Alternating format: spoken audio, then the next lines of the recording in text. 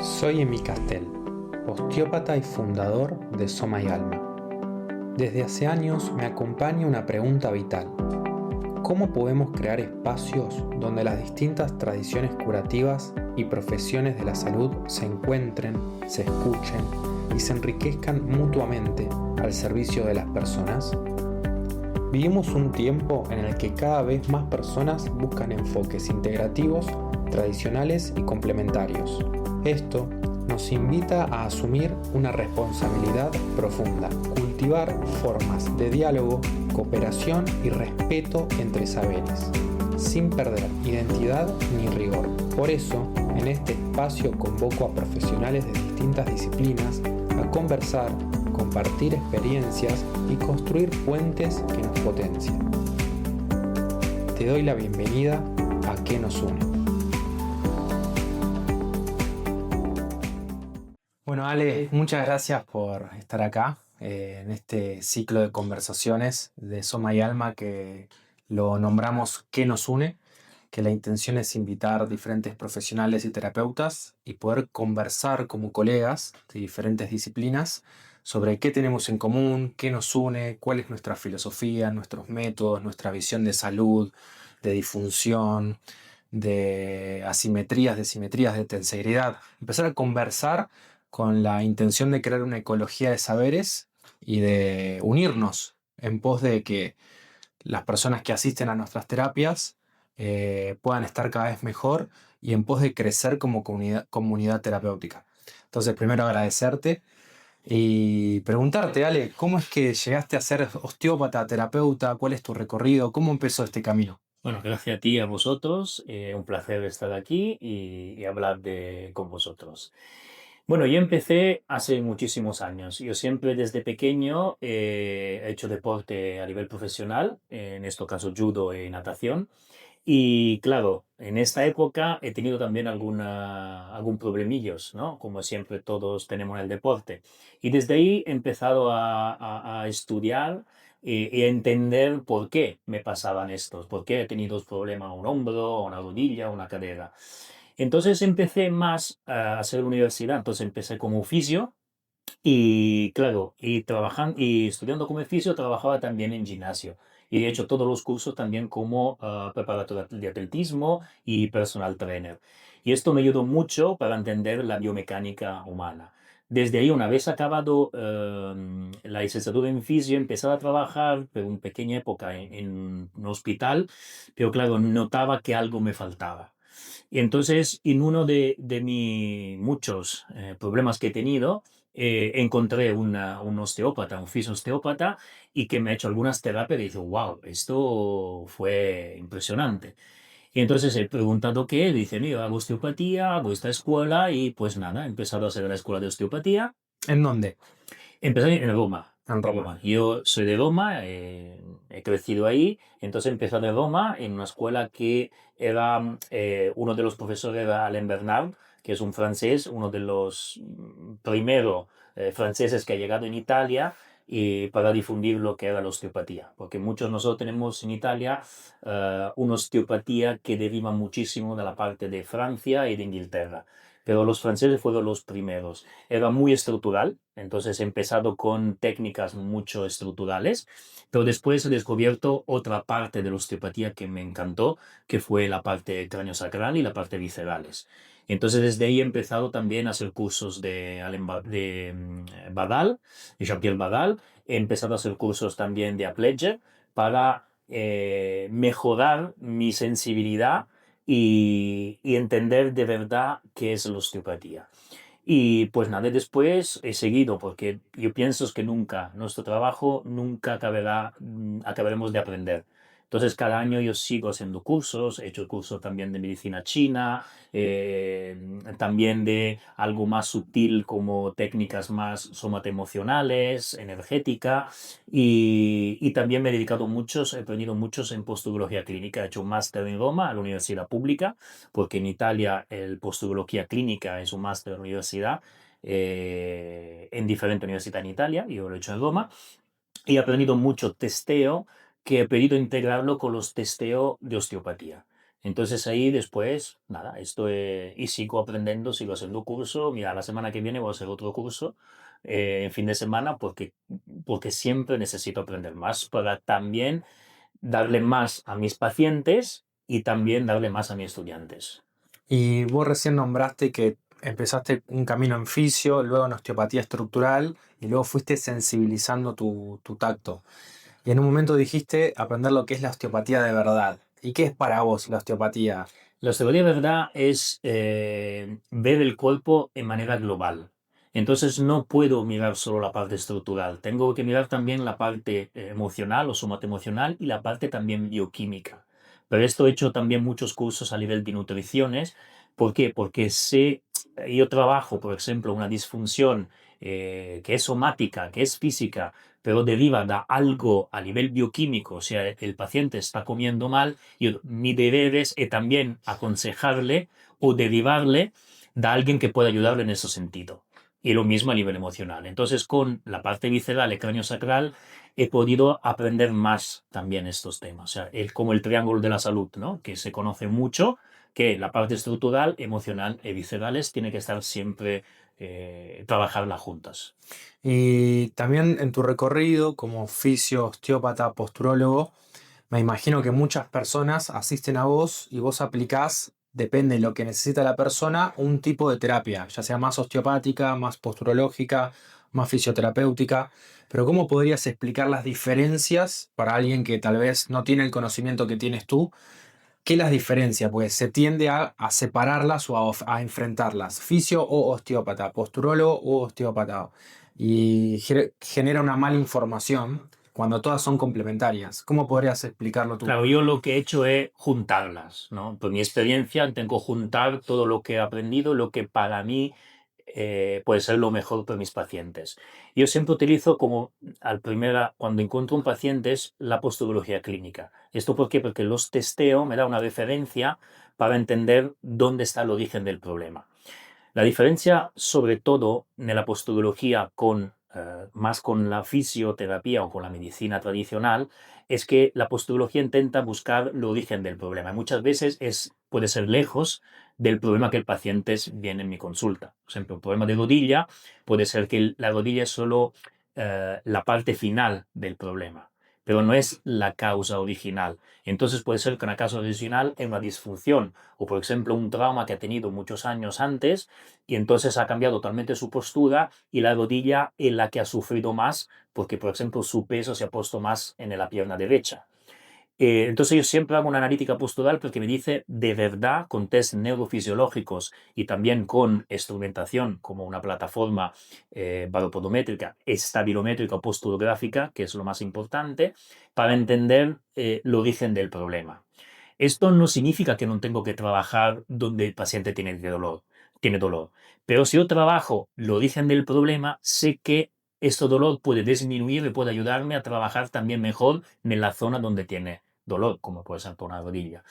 Esta es la diferencia en posturología. Entonces yo utilizo siempre la posturología. Después, entre la osteopatía y la fisioterapia, la fisioterapia es el principal, pero una rehabilitación. O sea, después una ruptura o una cirugía, la fisioterapia tiene que ser rehabilitación. O sea, intentar que el range de movimiento del paciente vuelve como antes y fortalecer la musculatura. La osteopatía lo que hace es la globalidad, intentar ver todas las compensaciones que ha tenido con estos problemas, por ejemplo, de rodilla, e intentar ayudar todo el cuerpo a recolocarse o a reequilibrarse para así también no tener otra vez el mismo problema después unos años o unos meses. Esto más o menos es la principal diferencia entre los tres. Ok. Y en el día a día, cuando vos estás en una sesión, puede que uses las tres, puede que solo uses una terapia, puede que... O ¿cómo te manejas? ¿Cómo elegís eso? Yo lo que hago ahora es, primero, siempre analítica postural. Entonces, yo Ok. hago una analítica postural en la primera visita.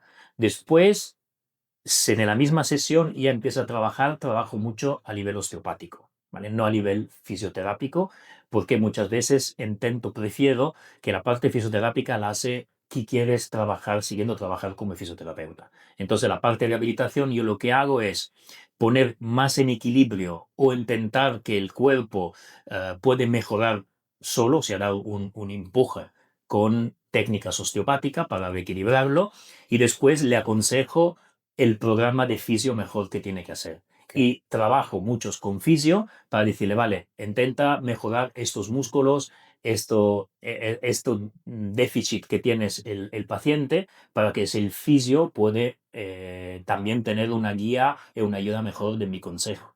¿Y también intentás usar técnicas de medicina china o la filosofía de la medicina china? Claro, yo intento muchas veces utilizar, sobre todo cuando tiene dolor agudo, por ejemplo, mucho la auricoloterapia. Mm. Entonces son puntos de reflejo en la oreja, porque también en la oreja, por ejemplo, utilizo mucho por problemas viscerales, porque en una zona de la oreja llega el nervo vago.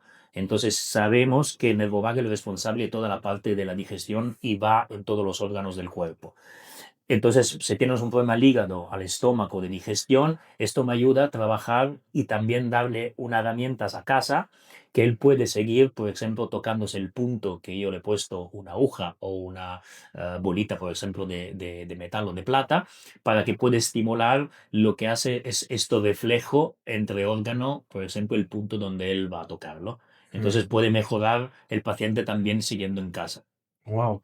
Entonces, por lo que me contás, ya tenés como una especie de método armado, ¿no? Como vos estás creando una ecología de saberes propia, en donde vas como combinando diferentes disciplinas para ayudar a las personas. ¿Vos podrías describir un poco más cómo fuiste llegando a crear tu propio modo de tratar? Bueno, yo al principio, después fisio, tenía mucha frustración porque veía que no trabajaba solo el dolor y no la causa. Entonces esto siempre he pensado, digo, pero no puede ser, ¿por qué no consigo mejorar? O se mejoro, ¿por qué después vuelve con la misma sintomatología? Entonces de ahí he aprendido de mirar, de buscar más en toda la globalidad del cuerpo. Y claro, con toda mi experiencia, porque son 25 años que trabajo en temas de salud, porque yo digo siempre que lo que hago es una medicina integrada.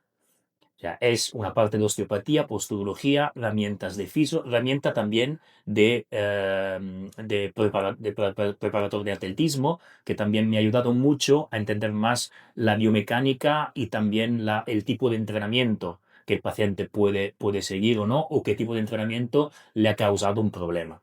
Entonces yo siempre hago lo que digo medicina integrada. Claro, la medicina china, que para mí, o la medicina ayurveda, que son la más antigua, porque tiene más de 6.000 años, nosotros tenemos que coger partes principales, porque tienes una experiencia mucho más de la osteopatía, de la fisio. Entonces, nosotros, ¿qué pasamos?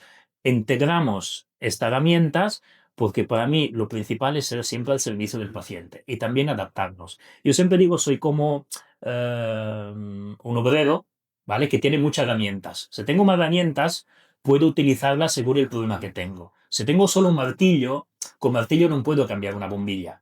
Mm. Entonces, tengo que utilizar algo específico por el problema que tiene el paciente. Bueno, entonces, en esta combinación de terapias, me nombraste como terapias milenarias y terapias más modernas.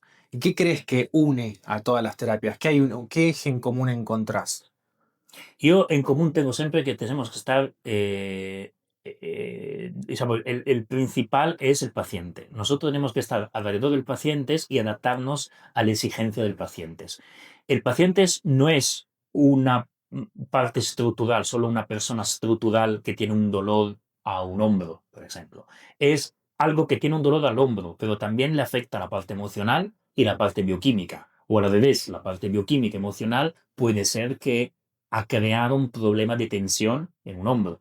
Entonces tenemos que ver la globalidad y adaptarnos al paciente. Esto que sea un fisio, un osteópata, un médico, no tenemos que olvidarnos que el paciente tiene que estar al centro y nosotros alrededor y colaborar juntos y también derivar. O sea, para mí fue muy importante como posturólogo aprender que si yo descubro que tienes un problema a nivel estomatognático que necesita un buen dentista que trabaja la parte funcional, yo tengo que derivarlo, porque no tiene sentido que yo me quedo por pacientes muchos tiempos, pero no resoluciones el problema. Mi deber es intentar darle la mejor opción posible. Entonces, claro, yo investigo sobre lo mejor profesionales, dentistas, oculistas, optometristas, nutricionistas, para que yo puedo derivarlo y que tenga la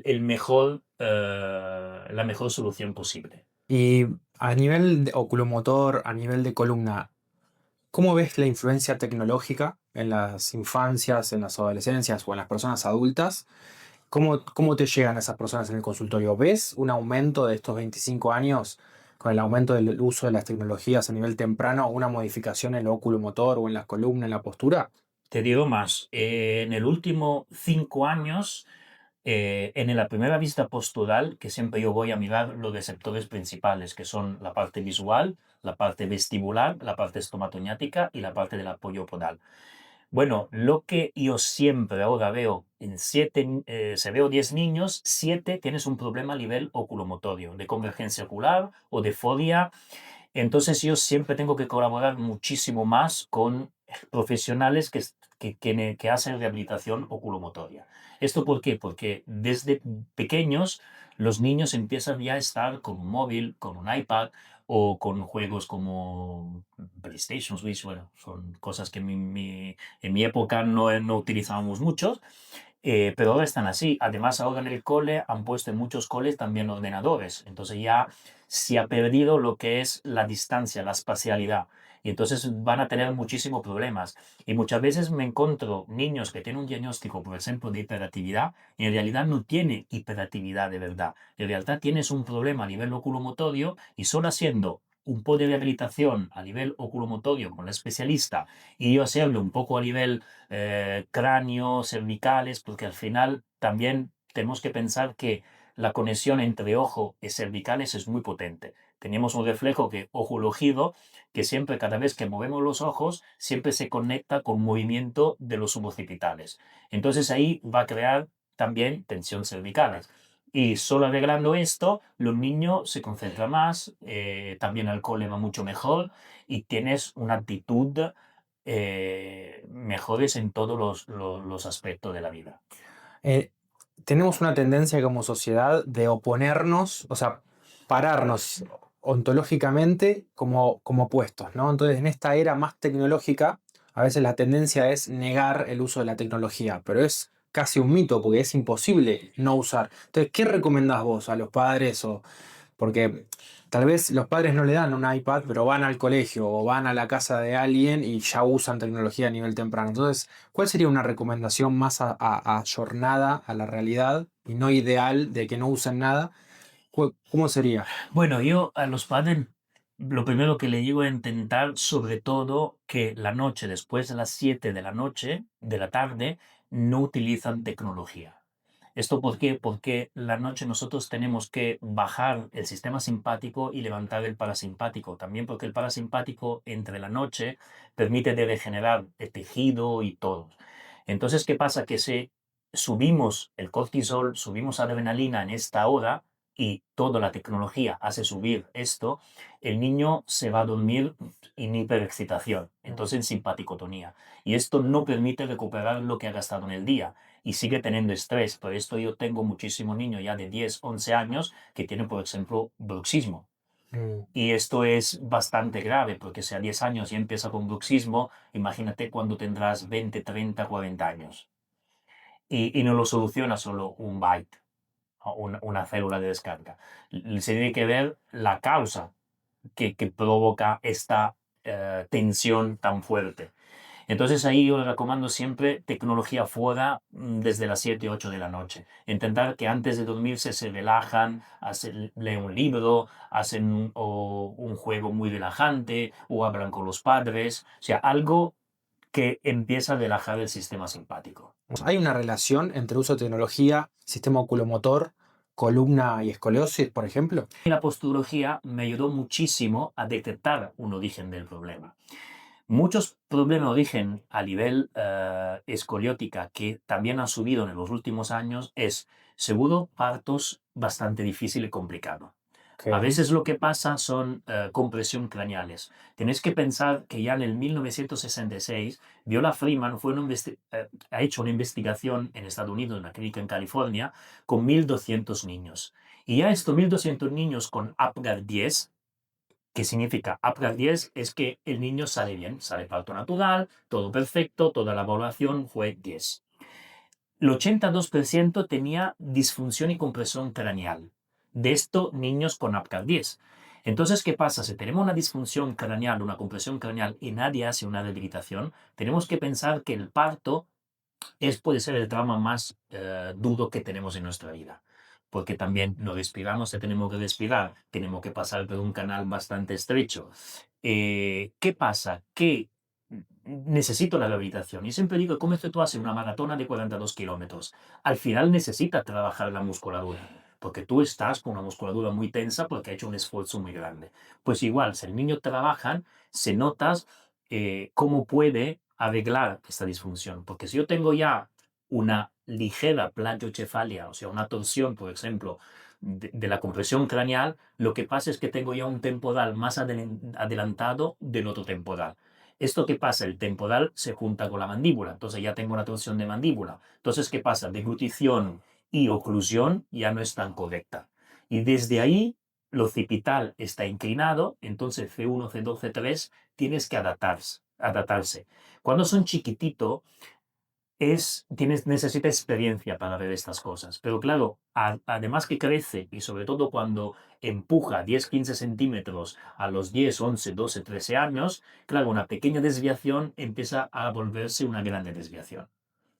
Esto es una de las causas, no es solo esta, porque puede ser mucho más. Pero claro, yo siempre digo, tenemos que mirar los partos, tendría que trabajar en un mundo perfecto. El niño como nace, la madre del niño, y después seguirlo para ver cómo es su crecimiento. Y mirar siempre los captores principales a nivel craneal, porque piensas que si tenemos una disfunción del esfenoide, 5 de los músculos de los ojos se insertan en el esfenoide y uno del maxilar.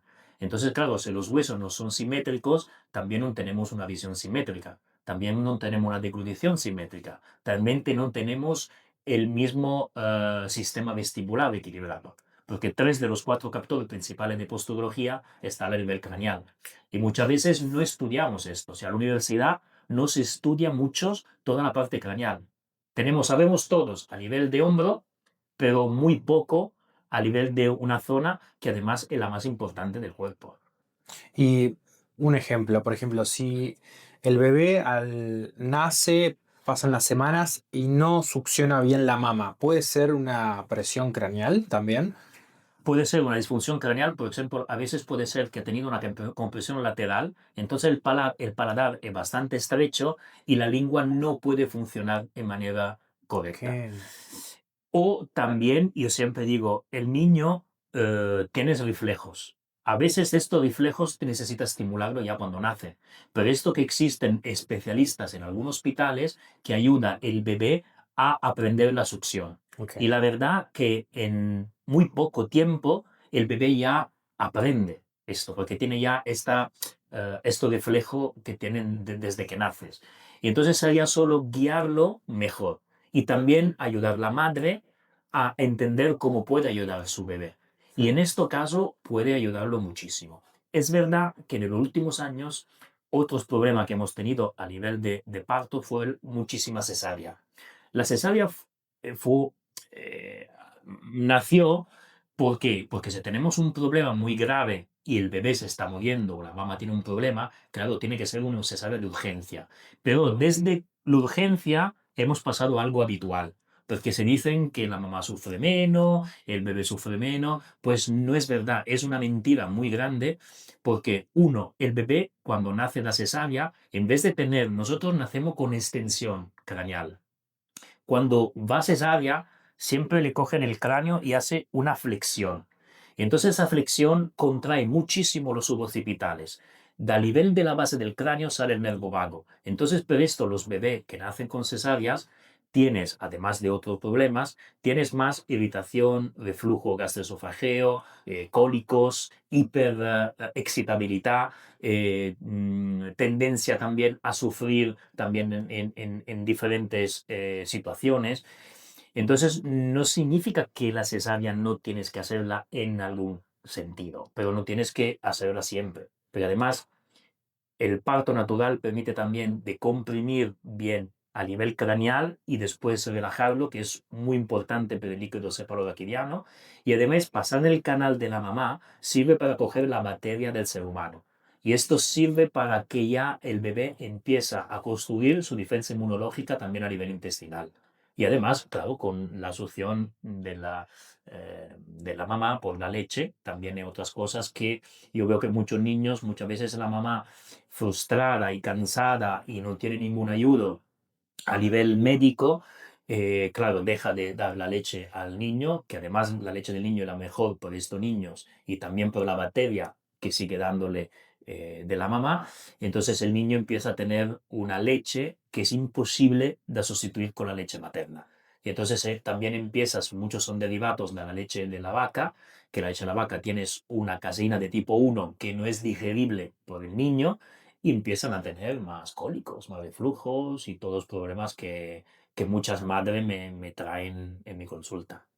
En un mundo ideal, los bebés deberían nacer y tener un tratamiento osteopático enseguida. ¿Qué opinas sobre eso? Yo creo que si queremos, o sea, si el futuro para mí es la prevención. Entonces, para mí, en mundo ideal, se tendría que trabajar la madre antes que dar a luz el bebé. Ok. Sí, ayudarla, por ejemplo, el sistema a nivel de la cadera. Entonces, cadera, sacro, coxis, lumbar, trabajar también toda la columna, trabajar también toda la parte de los pies, porque los pies también son muy afectados cuando más el peso sube y más la postura cambia totalmente. Entonces, tenemos que intentar ayudar a la mamá a adaptarse a una postura totalmente diferente de lo que está acostumbrada, también a nivel muscular. Y después trabajar del primer día el bebé. Mi sueño es que directamente la comadrona, la obstetricia, aprende a hacer esto. Y en los Ok. 2, 3 días que está en el hospital, puede directamente trabajar el bebé con técnicas craneosacral. Y siguiendo en este plano de sueños, me nombraste que participaste mucho en el deporte, en el alto rendimiento, y también trabajaste en esos ámbitos. ¿Qué pudiste observar de ahí y qué mejorarías en los ámbitos de entrenamiento? Puede ser deportivo, de fútbol, de básquet, donde hayas tenido experiencias. Sí, sí, he tenido muchos profesionales en muchos diferentes deportes, sigo teniendo profesionales. Bueno, el problema es para mí es uno, seguro, una falta de comunicación entre los profesionales. O sea, muchas veces el preparador de atletismo del equipo o del profesionales no habla bien con el fisio, en este momento también con el osteópata o también con el médico. Entonces ahí es un poco, hace como un entrenamiento más general y no es específico por las diferentes profesionales. Y falta todo lo que es la prevención. Muchas veces tenemos lesiones, ¿por qué? Porque a nivel agonismo, en latín deriva de agonía. Ok. Entonces, ¿qué pasa? Tú estás intentando utilizar tu cuerpo al máximo y claro, el cuerpo se cansa, necesita un recupero, una recuperación mejor, necesita también hacer prevención, mantener elasticidad y fuerza muscular. Si se pierde una de las dos, seguro que te haces daños. En estos casos, muchos profesionales pierden elasticidad muscular, pierden elastina, porque no hacen suficientes estiramientos. Entonces, ¿qué pasa? El músculo se acorta, el movimiento cambia la biomecánica del movimiento y tú es más fácil que te pueda hacer daño. En esto se tendría que empujar más una reeducación posturales, equilibrar la musculatura y mantener el range de movimiento perfecto para que cuando vas a hacer un gesto atlético, tú lo haces en manera perfecta y no en manera compensada. Porque así, claro, en el tiempo te vas a subir algún infortunio, como lesión, por ejemplo, en el fútbol, cada año tenemos muchísima infortunios y muchos profesionales tienen que estar parados por semanas o un año entero. ¿Esto por qué? Porque al final el equilibrio muscular ya no está. O se han tenido un desequilibrio muscular, un desequilibrio postural, algunos músculos están trabajando demasiado porque otro músculo no trabajan, también tenemos un desequilibrio agonista-antagonista y al final en un movimiento que tú has hecho repetido ya millones de veces, justo esta vez se rompe un ligamento o una lesión al bíceps femorales, etcétera. Por ejemplo, te pongo una situación hipotética. Viene un club y te pide que hagas una evaluación de los jugadores o jugadoras del equipo y un protocolo. Así, a grandes rasgos, algo genérico, ¿qué implementarías? Yo seguro empezaría a hacer una analítica postural al principio, cuando hacen la preparación, o sea, antes de la competición es que empiezan a hacer la preparación, pues por ejemplo en el fútbol, más o menos en el mes de julio empiezan ya la preparación atlética. Entonces ahí había antes una analítica postural para ver a nivel postural cuáles son los músculos que están más débil o que está compensando, cómo están los captores principales. Porque si yo tengo una analítica hecha bien, sí que puede ser un protocolo muy bueno. Si la analítica principal no la hago bien, el protocolo siempre falla. Entonces, una vez que hago esto, hablando con el fisio, osteópata y el preparador atlético del equipo y el médico, intentamos decirle, mira, él tienes que mejorar esos sistemas. Entonces, claro, ahí después ellos tienes que mejorar el sistema. Es importante, lo que he utilizado muchos es una reequilibrio posturales que tendrá que hacer. Y en este caso yo utilizo muchos una panca posturales que me permite de mejorar las técnicas, por ejemplo, de Suchard, RPG o la técnica de Messier, para que directamente el equipo puede utilizarlo, por ejemplo, al final de cada entrenamiento para recuperar y reequilibrar la postura. Y después una evaluación de ahí a 3 meses, 6 meses, para ver que todo el procedimiento sigue. Y haciendo también terapia osteopática, postural, rehabilitación según el problema, pero tiene que ser más individuales. Ok. ¿Y recomendarías, por ejemplo, si el deporte como el fútbol, que es más dinámico, de reacción, de velocidad, de potencia, ¿recomendarías hacer pesas o ganar fuerza muscular a través de pesas y máquinas o lo harías de una forma diferente? Yo siempre pienso que cada personas, hago mi ejemplo. Yo no he tenido ningún infortunio hasta que no he subido de peso. Si yo hacía judo son categorías. Entonces, ¿qué pasa? Hasta que yo estaba en los 71 kilos, porque antes era 71 kilos, todo iba bien, perfecto. Después, ¿qué pasa? Que por mi altura, en mi peso, yo era el más alto. Entonces, haciendo también competición de equipos, me han dicho, vale, mejor que tú subes de pesas. Entonces, ¿qué pasa? He tenido que pasar a 78 kilos. Entonces, en un verano he tenido que ponerme 7 kilos de peso. Pero mi estructura no es para hacer esto. Entonces, yo he perdido velocidad, he perdido agilidad y también la masa muscular, no haciendo un estiramiento correcto, me ha cortado. Entonces los movimientos no eran perfecto y fluido como antes. Y desde ahí he empezado a romperme.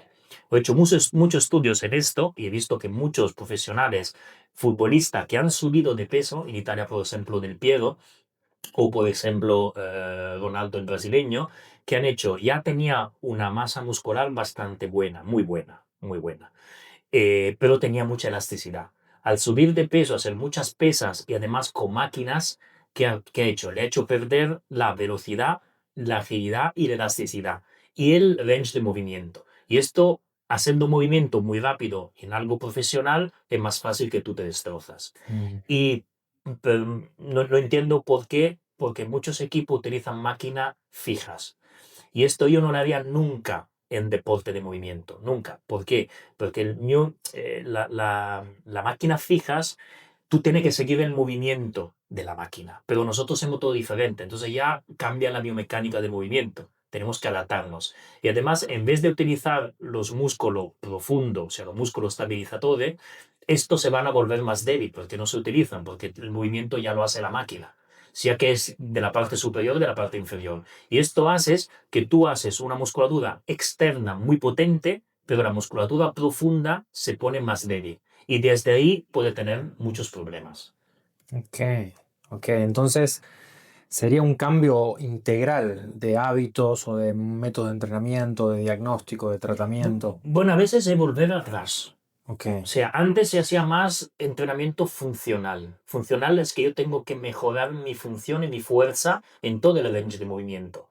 Entonces, mejor utilizar pesas libres, elástico, TRX, por ejemplo, en el fútbol, que ya se utiliza en parte todo lo que destabiliza, ¿no? El Ninja Bosu, todo ejercicio de propriocepción, esos son la base y eliminar para mí todas máquinas fijas porque tú haces un deporte dinámico. No tiene sentido hacer algo, algo fijo. mm, Esto lo puede utilizar alguien que hace bodybuilding, pero ya ese es todo otro deporte. entiendo. Sí se puede considerar deporte. Sí, sí, sí, totalmente.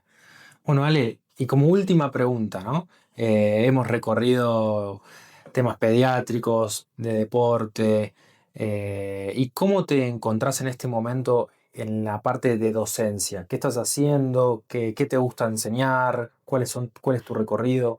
Bueno, ya son 15 años que me dedico mucho a la docencia porque lo que quiero es dar mi conocimiento y no solo dar todo mi conocimiento, pero dar también algo que pensar. Porque yo quiero, yo he hecho más de 100 cursos para mí, para aprender. Entonces, ¿qué pasa? Que a veces he encontrado profesionales, bueno, profesores, que me daban solo una parte. Y me decían, no, pero no te puedo dar todos porque aún no... No, yo quiero dar mi experiencia también, no enseñar solo la parte básica, ¿no? O sea, como tú en matemáticas, no solo enseñar 2 más 2, enseñar también a tener un razonamiento clínico y crítico a nivel de anatomía, de a nivel de biomecánica y del cuerpo humano. Porque esto me permite de tener muchos profesionales que además mejorará mi conocimiento y serán mucho mejor que yo cuando van a tratar los pacientes. Porque yo siempre pienso que si tú das la herramienta básica y ello puede pensar, y puede ser libre de pensar y también utilizar su sensibilidad, seguro que vamos a crecer y a tener más profesionales que puedan ayudar siempre más a nuestros pacientes. Bueno, Ale, muchas gracias. Espero encontrarnos nuevamente pronto para seguir conversando y te agradezco mucho tu tiempo. Gracias a ti, a vosotros, y para mí es un placer y nos vemos la próxima Nos vez. vemos la próxima. Gracias.